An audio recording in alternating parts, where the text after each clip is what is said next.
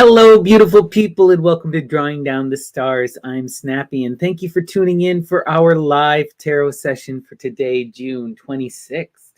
It's a beautiful, beautiful day. So glad to be here with all. So first, I'll give a shout out to the chat. Great to see you, Nikosmas, as always. Higgins Wallop, so glad you can make it for a live. Beautiful to see everyone. This is going to be a fun little reading. I'm excited for this one. So there's some interesting energy today. First off, we have a shift in our moon, where now what we're seeing is that the energy of Pisces is coming in. And this Pisces energy is really interesting in the moon because it is such a watery, mutable sign that it is deeply revealing, and it really connects to our deep emotions, right? To those profound depths. And it's also really wild right now because we also have Pisces in Saturn. So when you have the moon in Pisces and Saturn in Pisces, you're going to have this deep, profound ability also to connect with the muses. And this is really interesting because the muses are that fish, they are nymphs in the earliest of the literature, related to the river, to the flow, to that watery magic, right? And I'm certain of this because it's kind of wild. I've been looking through all my books and trying to find things that I can show you guys or talk about. And we'll get to it in a minute. But I have a book here. When I'm deciding if I want to use something for a sortes, I do a sortes first. And the book was, I'll show it here actually. It's Bullfinch's Mythology, which is like a 19th century collection of mythology and translations. It's a lot of fun, but it's not super authentic, but it's a really cool text that I enjoy either way. But when I flipped through it, I got to a page that was talking about the muses, and it described them as related to Pisces and to the fish. So, ooh. Isn't that lovely, right? Nice and interesting. And we also still have all of this incredible Cancer energy. We have Cancer in our sun. We have Cancer in our Mercury, Cancer in our Venus. It's such a beautiful, watery time right now. And it's a time for these deep connections and inspirations. You can really connect to the muses. You can really do this deep internal reflection. You can be in this loving flow with your friends, with your community and your partners. So now's the time to really embrace this kind of flow, this love energy. And when I was meditating to figure out what I wanted to title today's episode, I drew two cards, and the cards I drew in succession were the Star and Lovers. And my feeling for this was just this idea of we're meant to be in this mode of embracing this new love and creation, whatever that is for you. You wished for this, you desired this, you've brought this transformation into your life, and we need to be in this flow of accepting and embracing and recognizing that the Lover's card is an alchemical transformation, and it is a coming together with another, and could be in many different ways, but it's for that purpose of creation and growth. So really, really beautiful, profound energy. And also an interesting thing I wanted to share with you guys today was lovely is a good friend of mine, Chewy, and we love to read books together. And we've been going through Dumas. And she's yet to start, but I started going into the Three Musketeers. And I haven't really thought about the Three Musketeers all that much, but she really turned me on to Dumas. But that book is filled with the mystery, and it is everywhere if you know where to look for it. And I just want to point it out in this: one for all for one. The famous axiom, right? The one becomes many and then comes back to the one again. It's this cyclical exchange. And then also in the beginning, you have three musketeers that then evolves into four, right? 3 to 4, this is a huge alchemical transformation, an upgrade through love. And when 3 and 4 come together, you create the 7. That's the Lover's card materialized, right? This is that rebus being born. This is that coming together, the 7 rays, the many thrones. So there's so much interesting stuff going on, and D'Artagnan cross dresses. There's some wildness. Point being is that Dumas was a dragon, and there are these kind of regenerative rites about how do you survive these collapses? How do you revitalize something like the Musketeers, right? That's really what's at the heart of that story, and it's beautiful. Everyone should check it out. Fun book. So for our sortes, when we start, I wanted to bring a couple books that are a bit different. So this book is called Hore, and it is by a man named Gabriel Macari, or McCaffrey. I'm so bad with names. Macari, and it's like it's a really amazing alchemical book. There's just the artwork is absolutely stunning. And this is from a publication house out of Montreal named Anathema that I discovered a few years back that I really love. And there's so many amazing aphorisms and just beautiful artwork in this book. It's clearly inspired by the muses. And I wanted to read you the introduction just so you can see where Gabriel's coming from and why basically, after reading this introduction, I bought the book. So it says, reading a book is in itself a subtle act of ritual. It may well open doorways and spirit gates, allowing for sequences of fractal epiphanies to reach the discerning or sapient individual. It is possible to attain a certain single-pointedness. A globality of theorems made absolute can be identified if one delves deep into the corpus of a text, reading between the lines, so to speak. And as we reflect on the permeating analogies, forming a singular idea or an ideal thought form, the images of the whole imprint into the mind's eye of the attentive reader. Thus, entities are brought forth and invoked. And that's what I've been talking about so much over the last few days, this idea of truly magical literature, art, that which is truly beautiful. You can continuously drink from. You can continuously explore and go deeper into the depths, read between the lines, explore the metaphor, right? Just beautiful stuff. So clearly muse-inspired magical writing. So we're going to do the sortes with Hore. So for those of you unfamiliar, the sortes is a form of bibliomancy that comes out of the Greco-Roman tradition. We invoke the spirits of the muses, goddesses of inspiration. We ask them to guide our hand and to single out a line of text for us to give us inspiration and guidance. Muses, what's the message? All right.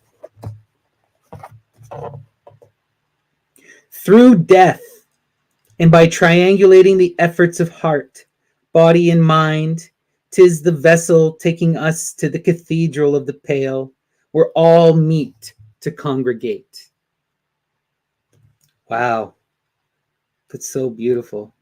Through death, and by triangulating the efforts of heart, body, and mind, 'tis the vessel taking us to the cathedral of the pale, where all meet to congregate. Right? This is profound imagery for those who are familiar with a lot of this underworld mythology, right? Crossing of the river, going to that city where everyone meets and awaits fate. The cathedral of the pale, that's beautiful imagery. And the vessel is really the heart, body, and mind. You know, and we have to triangulate these efforts, and we must move through death to the place where we all gather. Wow. Beautiful stuff. Think on that, my friends. Wow. We'll have to come back to this book. I wanted to take another book from Anathema Publishing just because I love them so much. And the reason why I decided to go to these books was Graham, because my dear friend Graham has a book from Anathema on druids, I believe. We were talking about it the other day. And then it made me think, I have all these Anathema books. Why am I not pulling them out? So I pulled out these two. So this book here is called Entering the Desert, Pilgrimage into the Hinterland of the Soul. And it's by Craig Williams. And it's really mystical literature. Craig Williams is a Ayurvedic doctor, a mystic, and a martial artist, and a brilliant writer. And I wanted to read you a passage I selected here. It says, "The eyes of the body awaken with the unveiling of the sacramental vision. All invisible realities shine forth. Nature sanctified offers her sacraments to the celebrants of the night."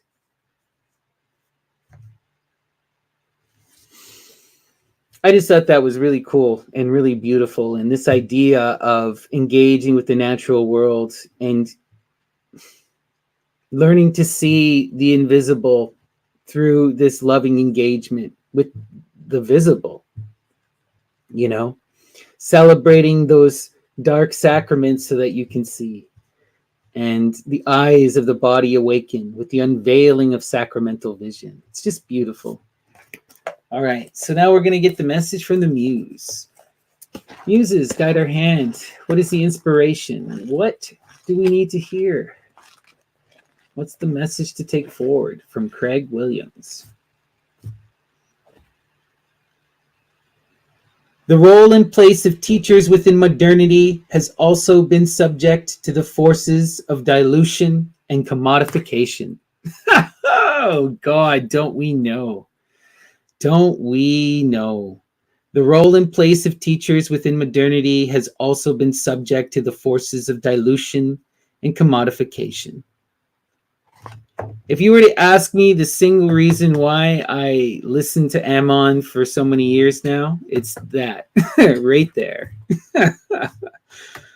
You know, look to the ones who are without greed, because greed corrupts absolutely. And anyone selling you the mystery, you know, I'm so mixed on it. I have mixed thoughts on it. I have very mixed thoughts on it, because there are creators who I love who sell things and sell their magical selves, and sell their teaching. I won't sell my teachings, but yeah, I don't know. It's a complicated issue. How do we exist in such a ridiculous capitalist world, you know? But it's something to ponder. And I think it's important to consider when you are looking for a true teacher, maybe not whether they charge, but how much and why they are charging, in the ways in which they charge. And is it about the money? You really have to look out for this, right? Are they selling you something, or do they have something to teach? Very different things. Right? Okay. We're now going to go to Bullfinch's mythology. Quite the compendium. This is going to be fun. You know, this guy goes through so many different fables, from classic stuff like Aesop's and Homer to more modern stuff from like the Romances of Alexander to Charlemagne. Really, really fun book. All right, Muses, guide my hand. What is the inspiration? What is the message? How do we best move and flow? What do we take forward? Okay. He gave a blow which beheaded the giant, but again, when the latter returned whole and sound on the following evening, the champion was not to be found.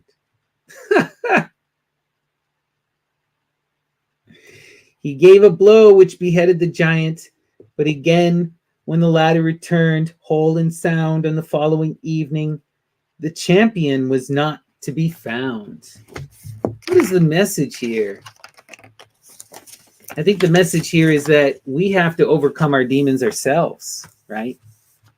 What happens if your champion defeats your demon for you, and then all of a sudden he comes back? Right? Who protects you when the champion's not around? And that's scary for a lot of people, you know. We all love to attach ourselves to power and security. But we need to find that power and security within. Interesting. Beautiful message. All right, let us continue. We are going to go to Chthonic Gnosis. Ludwig Klages. Pagan philosophy for the primitive. All right. Muses, guide my hand. What is the message? What is the inspiration to take today?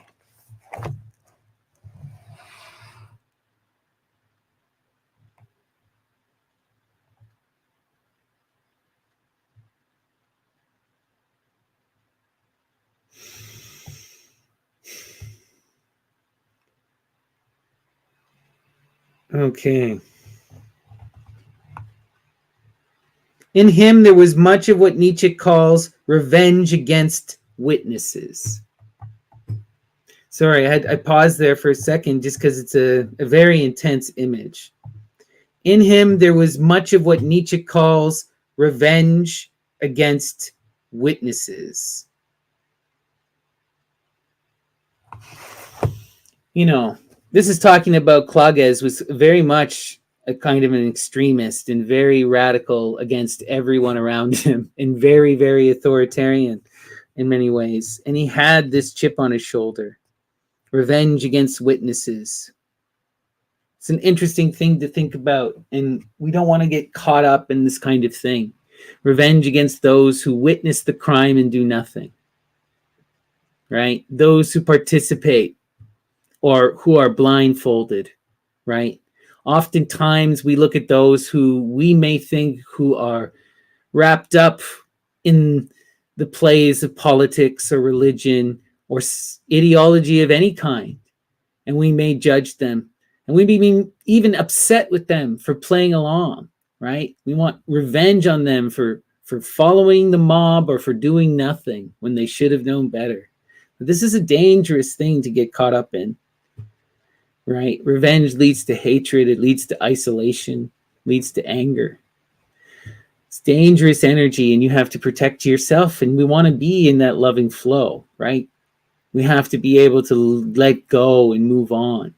And we have to be able to recognize that people get they get lied to, they get caught up in things, they get manipulated. And while it is dangerous, and we have to be in this state of forgiveness and moving forward, you know, we can't take revenge on everyone. Wow. Interesting. Okay, we're now going to go to my good friend Gast. All right. Gast is a sorceress artist from Belgium. Brilliant, brilliant person. Graham and I have done several videos on his work. Check him out. All right. Muses, guide my hand. What is the inspiration? How do we best move and flow? The ancestors of nature endlessly forge the dark star that dissolves and reforms in unpredictable ways. Wow. The ancestors of nature endlessly forge the dark star that dissolves and reforms in unpredictable ways. That's that abyss, that absolute other, the black sun of alchemy, right? That primordial womb from which all is manifest. And recognizing that as even though everything devolves and goes back into that black, right? It is out of that black that comes creation as well, you know? And I think it's important that we gaze into these darknesses. We really look at these things, right? And we face our fears. And we learn to understand that a lot of this is about connecting to living entities in loving communication, you know? Everything is a communication. Everything is a dance that needs to be met with harmony, you know? All right, let's continue. We are now going to go to the Book of Thoth, Aleister Crowley. If you're going to read one book about the tarot, this is the book. All right. What is the message? Muses, guide my hand. How do we best move and flow? What do we take forward? What's the inspiration?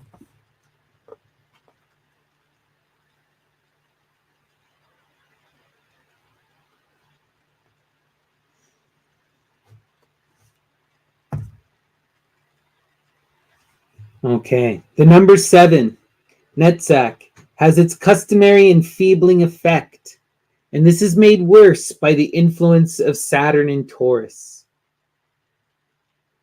Wow. Interesting. That 7 is a kind of an unbalanced number, right? Even though we hit such a mystical, magical number at the same time. It is a number that really wants to move to 8. It doesn't want to stay a 7. It wanted to stay a 6. Pushing into that 7 is awkward, you know? And breaking free of the stability of the 6 and expanding is really incredibly difficult. But it's also about recognizing, right? Saturn in Taurus, this is that grand mother goddess too. That enfeebling, slowing energy, that profound weight, that pull of the universe is that 7. The 7 rays, the 7 tones, 7 vowels, you know? Wow. Interesting. All right. For our final sortes, we are going to go to my friend Graham. I've been just absolutely loving this book for the sortes. So we're going to keep using it. And shout out to Graham. I'm sure they're in the chat. So love you, Graham. All right. Here we go. What is the message?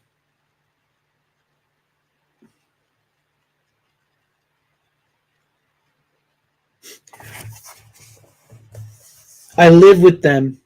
We play games where we pretend that each of us doesn't exist. Wow. I live with them. We play games where we pretend that each of us doesn't exist.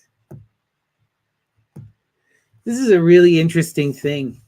It makes me think of many different things on many different levels. From a spiritual perspective, from a magical perspective, it makes me think of the ancestors, the spirits, the daimons, the fairies, all of that magical energy that is around us. The universe is alive, right? All of the matter that is around you that is alive, that we just pretend isn't really real. You know, we ignore each other. And it's an interesting thing. Often too in life, we can go through life where we live in our own pockets, in our own worlds, right? In our own realities. And the people around us could be living entirely different lives, entirely different perspectives in every way, shape, or form. And we don't even recognize it, right? We pretend they don't exist. We become so isolated from our neighbors. This is part of the reason why we become so terrified of our neighbors. We don't know who they are, you know? It's a sad reality. It's something to think on. Do we just move for life pretending we don't exist, each just worrying about our own shit, refusing to take responsibility, refusing to work in conjunction with those around us? Wow. All right. Let's go to our fairy cards. We are now going to ask the muses to give us a message from the fairies. Guide my hand. What do we need to know? What's the inspiration? Okay. Believe in magic.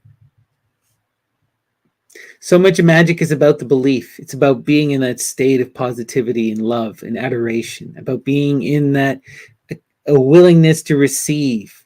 And it's so essential is belief. Belief is a tool that you can wield, right? This is something that a lot of people understand and use it for nefarious reasons. There's entire literature about this. Think and grow rich, right? While instead of think and grow rich, think and grow greater. Imagine a better world.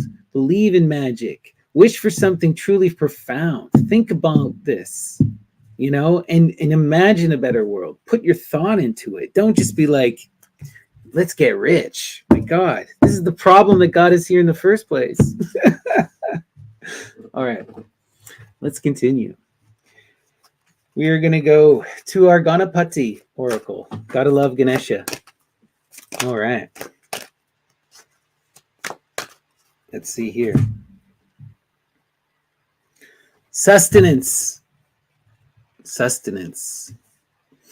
Number 7 too. Interesting. So many 7s.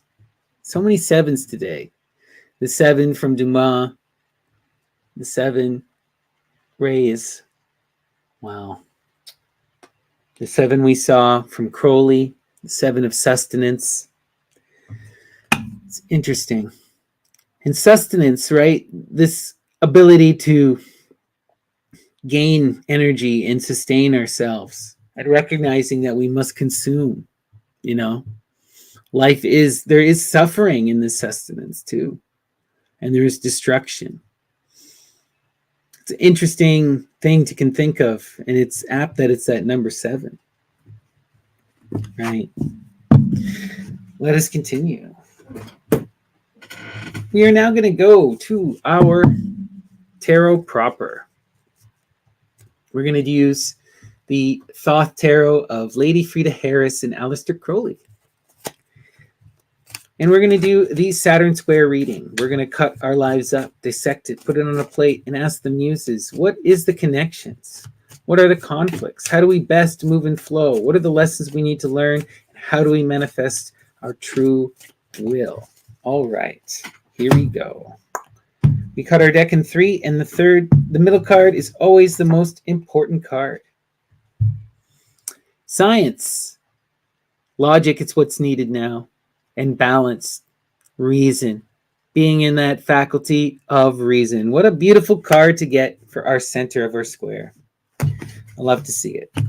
Amazing, right? And it's that 6 in that real profound harmony and order.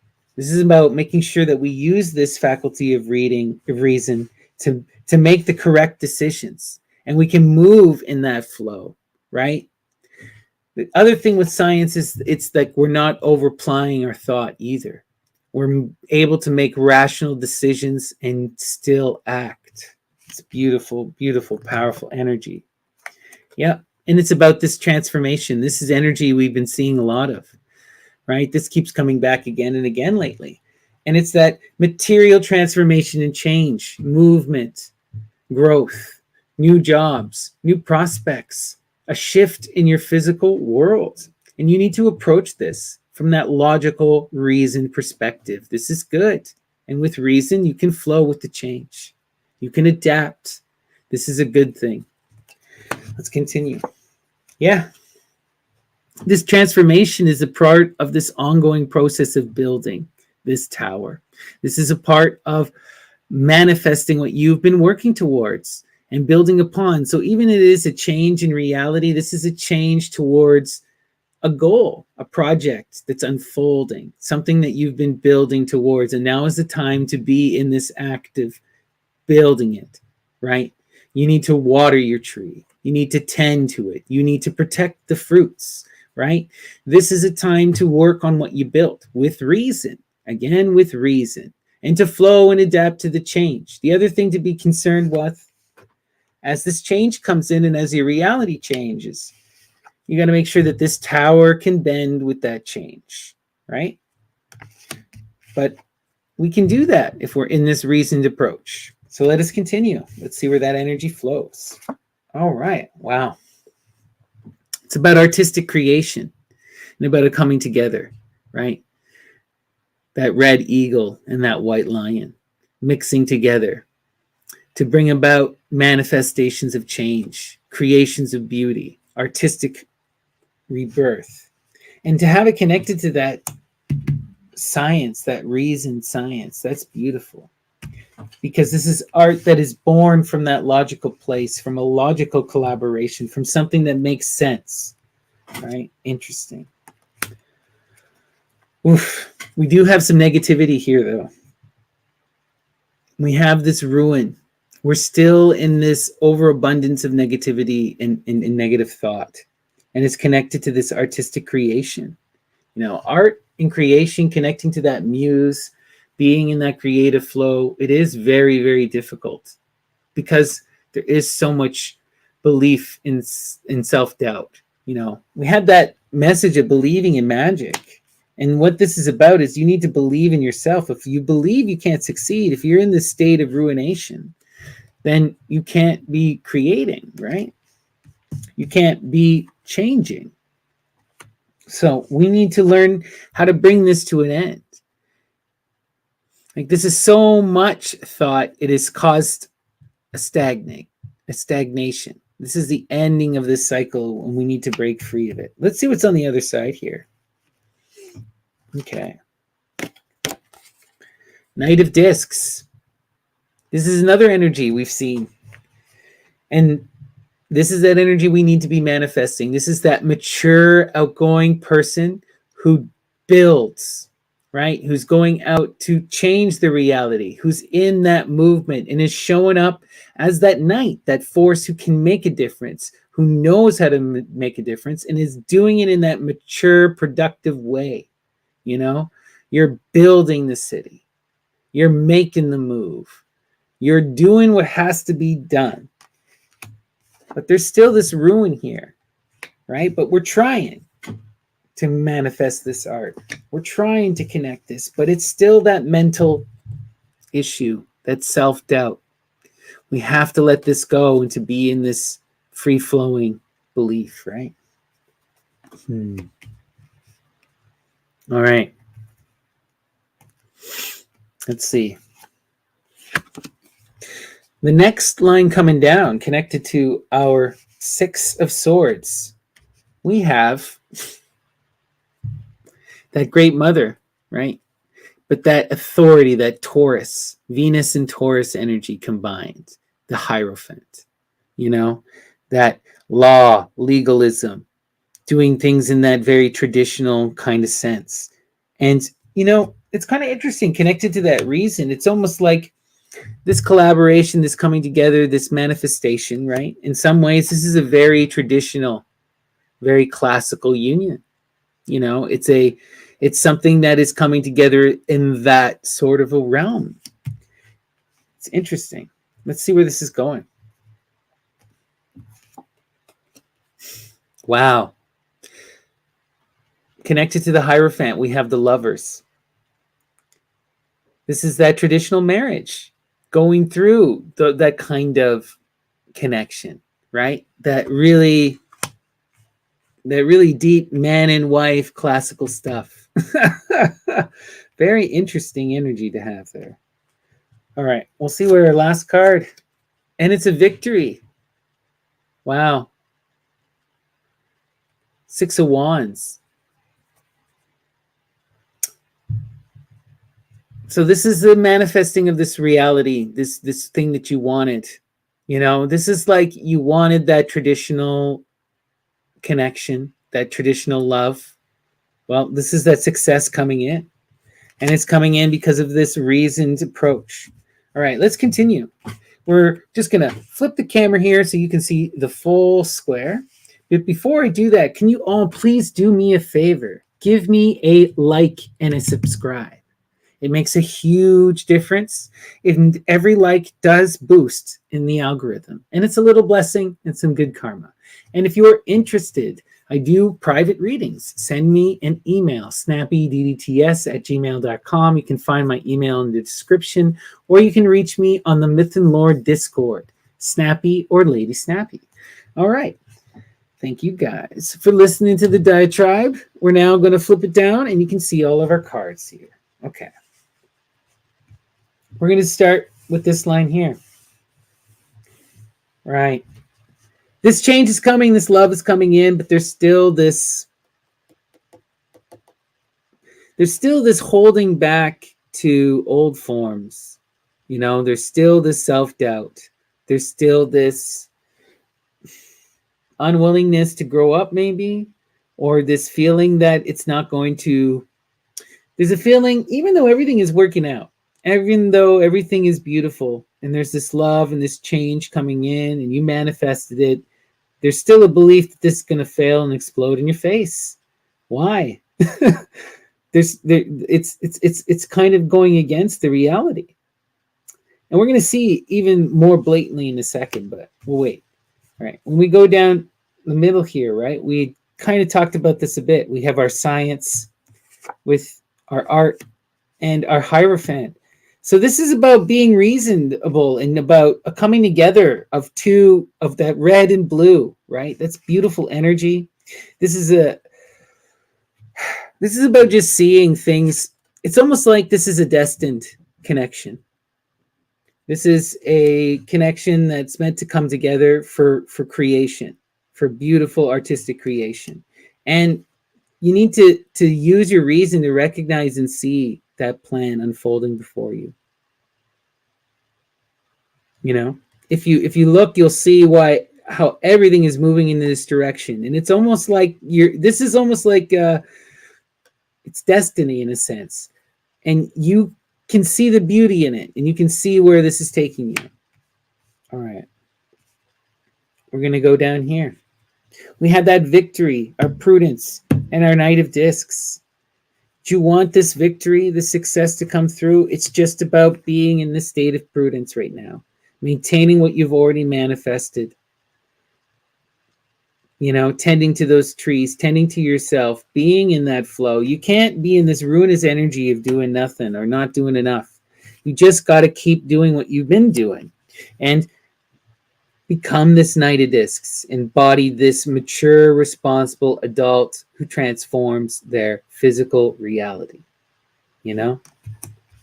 Okay. Wow.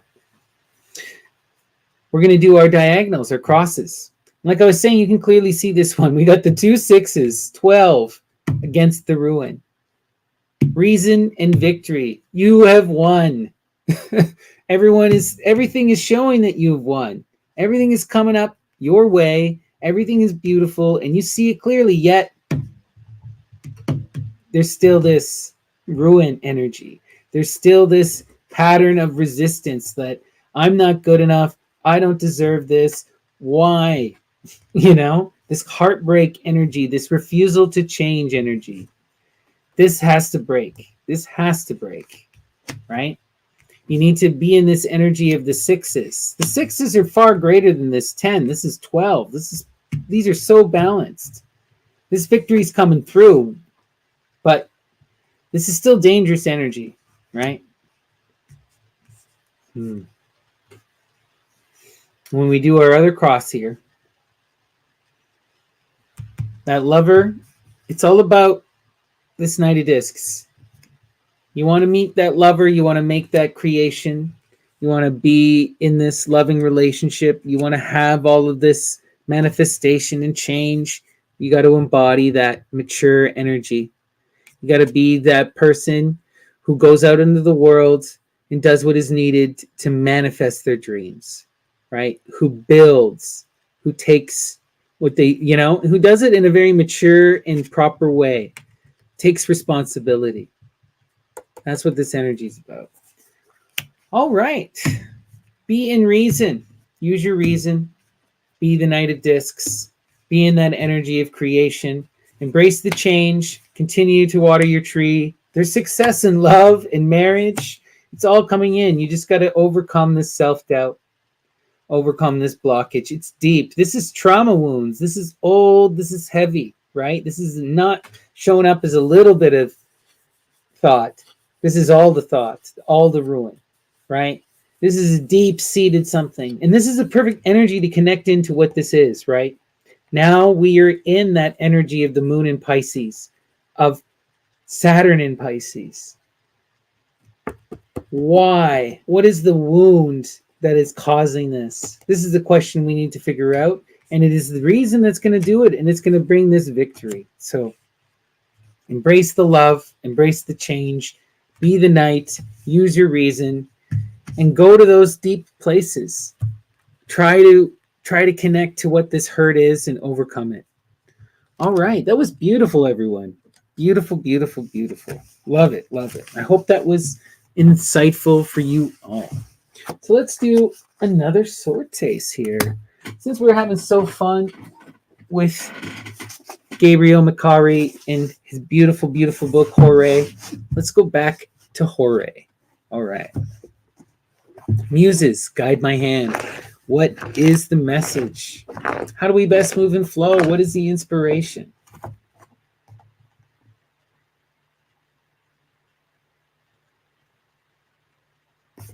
And so long as you have not attained it, die and become. And so long as you have not attained it, this, die and become. Wow.